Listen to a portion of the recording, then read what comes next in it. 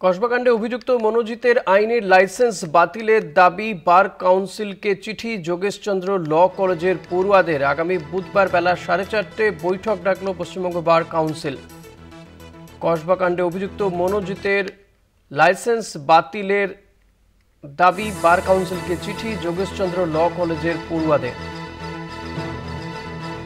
আগামী বুধবার বৈঠক ডাকা হয়েছে। পশ্চিমবঙ্গ বার কাউন্সিলে বৈঠক ডাকা হয়েছে বলে জানা যাচ্ছে।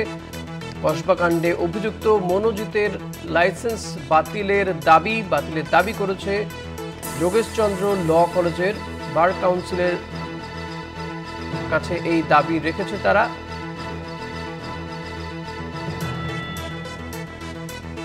প্রতিনিধি পীযূষ কান্তি নাগ রয়েছেন আমার সঙ্গে। পীযূষ, কি জানা যাচ্ছে বিষয়ে? দেখো, কসবাক ল কলেজ কাণ্ডে মূল অভিযুক্ত মনোজিৎ মিশ্রের আইনজীবী লাইসেন্স বাতিল নিয়ে এবার তৎপর হলো পশ্চিমবঙ্গ বার কাউন্সিল। ইতিমধ্যে পশ্চিমবঙ্গ বার কাউন্সিলের পক্ষ থেকে একটি বৈঠক হতে চলেছে আগামী বুধবার বিকেল 4:30 সময়। ওই বৈঠকে পশ্চিমবঙ্গ বার কাউন্সিলের কমিটির সদস্যদের নিয়ে বৈঠক হবে। বৈঠকের মূল বিষয় হচ্ছে মনোজিৎ মিশ্রের আইনজীবী যে লাইসেন্স রয়েছে সেই লাইসেন্স বাতিল সংক্রান্ত বিষয়।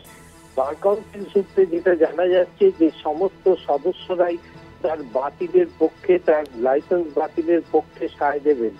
ইতিমধ্যে আগামীকালের মধ্যে সমস্ত সদস্যদের নোটিশ করা হবে এবং সেই নোটিশের প্রেক্ষিতে আগামী বুধবার বেলা 4:30 সময় যে বৈঠক হবে সেই বৈঠকে চূড়ান্ত সিদ্ধান্ত নেওয়া হবে মনোজিতের আইনজীবী লাইসেন্স বাতিল সংক্রান্ত বিষয়।